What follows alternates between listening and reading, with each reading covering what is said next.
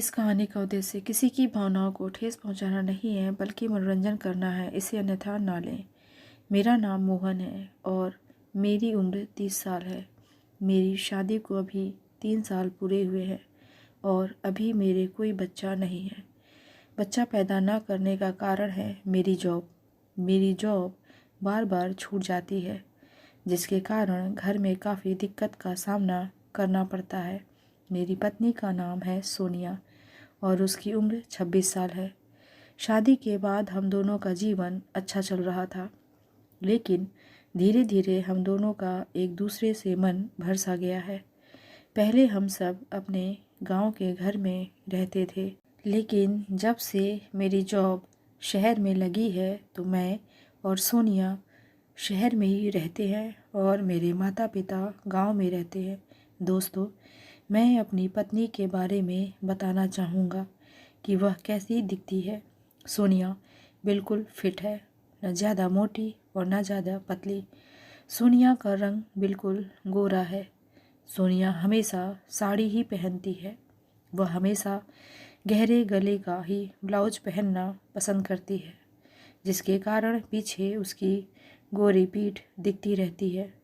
सोनिया का चेहरा भी काफ़ी खूबसूरत और आकर्षक है और जब वह मेरे साथ बाजार जाती है तो लोगों की नज़र उसके बदन को घूरती रहती है। यह तो बात हुई उसके बदन के बनावट की। मैं इतना बड़ा खिलाड़ी नहीं हूँ और मुश्किल से 10 मिनट में ही शांत हो जाता हूँ। मेरे जल्दी शांत होने का एक कारण सोनिया भी है। दोस्तों, मेरी एक गर्लफ्रेंड भी है जो शादीशुदा है और मेरे घर से कुछ दूरी पर ही रहती है। हम लोग अक्सर मिलते रहते हैं और उसके साथ मुझे उतनी दिक्कत नहीं होती, लेकिन मैं अपनी पत्नी सोनिया के साथ मेरा जल्दी काम तमाम हो जाता है। वैसे भी मैं पतला दुबला आदमी हूँ। मेरे बारे में सोनिया को शक ज़रूर है, लेकिन उसने मुझसे कभी कहा नहीं कि तुम्हारा किसी के साथ कुछ है तो नहीं। लॉकडाउन के कारण मेरी पुरानी जॉब छूट गई थी और फिर मेरे एक दोस्त की मदद से मेरी दूसरी जॉब लग गई।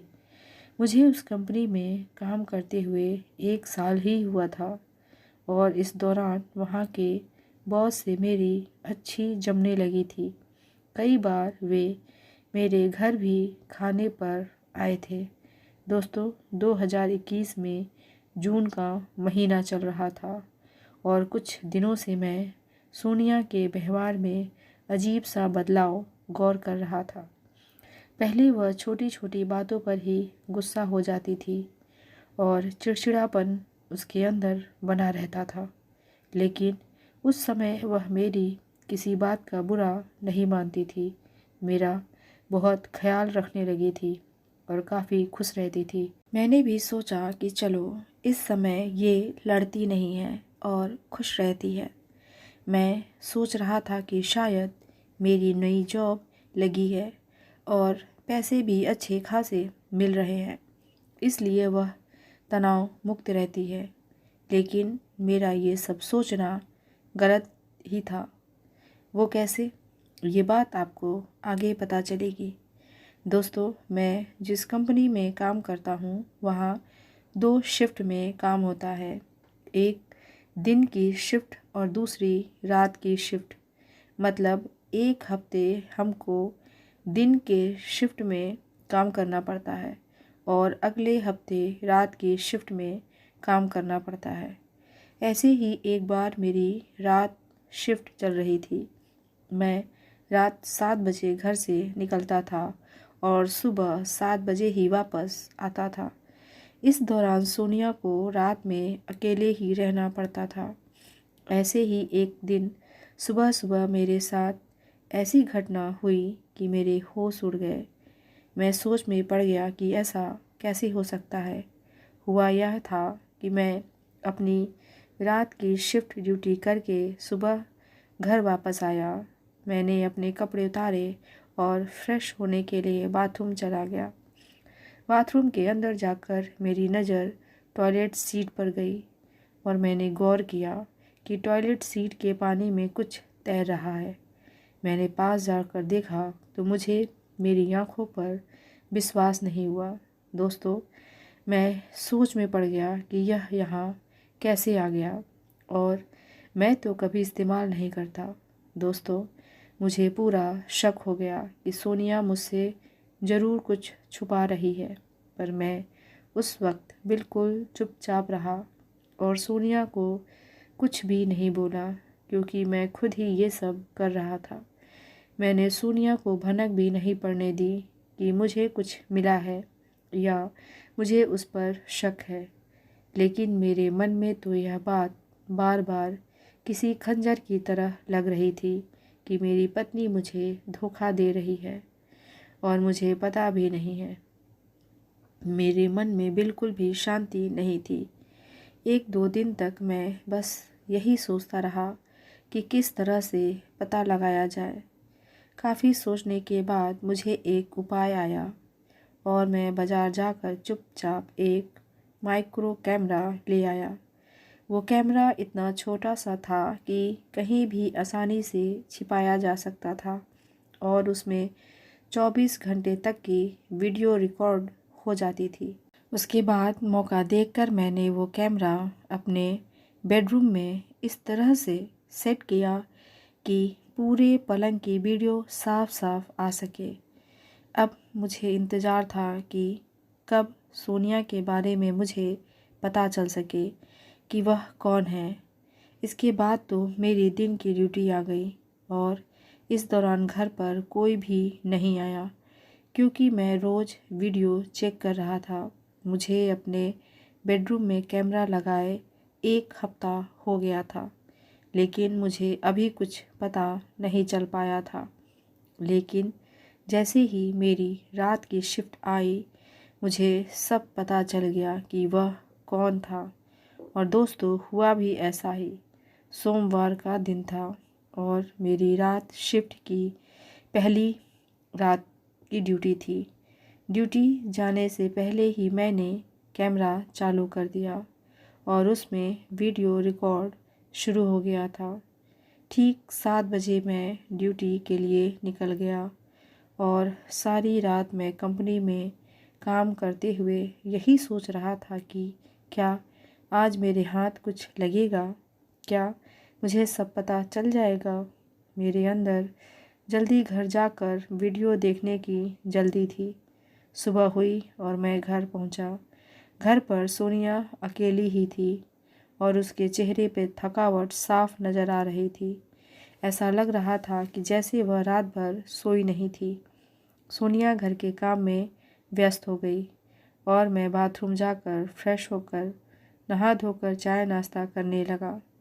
मेरी आदत है कि रात के शिफ्ट से आने के बाद नहा धोकर नाश्ता करने के बाद मैं सोने चला जाता हूँ और बेडरूम को अंदर से बंद कर लेता हूँ ताकि किसी तरह से मुझे डिस्टर्ब न हो। यही मौका मेरे लिए सही था। जब मैं सोने जाऊँ तो बिना किसी दिक्कत के वीडियो चेक कर सकता था। नाश्ता करने के बाद मैंने सोनिया से कहा, अगर घर पर कोई काम न हो तो मैं सोने जा रहा हूँ। इस पर उसने कहा, जी कोई काम नहीं है, आप अंदर से दरवाज़ा बंद करके सो जाइए। मैं भी तो यही चाह रहा था और मैंने बेडरूम में जाकर अंदर से दरवाज़ा बंद कर लिया। दरवाज़ा बंद करने के बाद मैंने जल्दी से छिपाया हुआ कैमरा निकाला और उसकी मेमोरी कार्ड को अपने फ़ोन में लगाया। कैमरे ने अपना काम अच्छे से किया था और उसमें करीब 14 घंटे की वीडियो रिकॉर्ड हुई थी और वीडियो की क्वालिटी बिल्कुल शानदार थी। वीडियो में आवाज़ भी बिल्कुल साफ साफ सुनाई दे रही थी। मैंने वीडियो को फॉरवर्ड किया और जिस टाइम मैं घर से निकला था उस समय पर ले आया। जब मैं घर से बाहर गया तो सोनिया दरवाज़ा बंद करने के बाद अंदर आई। कुछ देर बिस्तर पर बैठकर वह अपना मोबाइल देखती रही। करीब आधे घंटे बाद वह उठी और अपनी साड़ी निकालने लगी। उसके बाद सोनिया गले में टॉवेल लटकाई और बेडरूम से बाहर निकल गई। आधे घंटे से भी ज़्यादा समय तक सोनिया का पता नहीं चला, क्योंकि इस दौरान वह बेडरूम में नहीं आई थी। आधा घंटा बाद सोनिया बेडरूम में आई।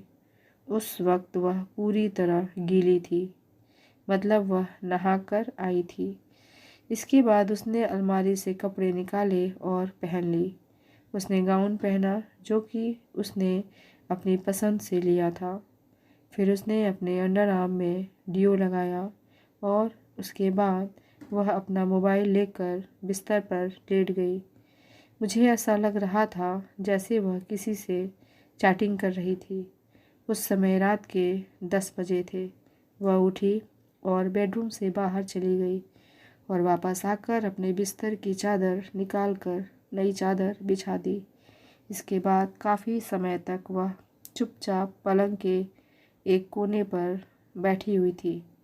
उसके भाव से ऐसा लग रहा था जैसे वह किसी का इंतज़ार कर रही थी और बार बार मोबाइल में समय देख रही थी। रात के 11:15 पर घर के दरवाजे की घंटी बजी और सोनिया जल्दी से बेडरूम से बाहर निकल गई।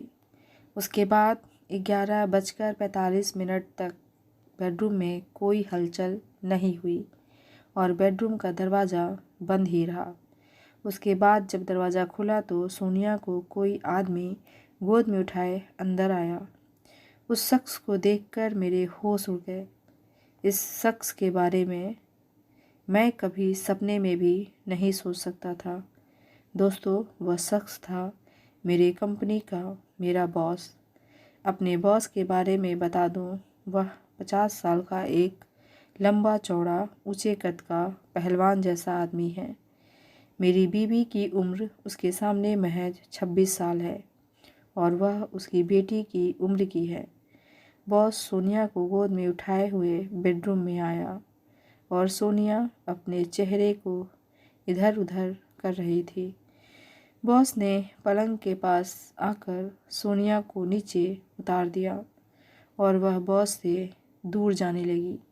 लेकिन बॉस ने सोनिया का हाथ पकड़कर अपनी तरफ खींचा और उसे अपने सीने से लगा लिया। मुझे पता है कि सोनिया कंट्रोल नहीं कर पाती है, लेकिन उस दिन मैं फिर से गलत साबित हो गया था।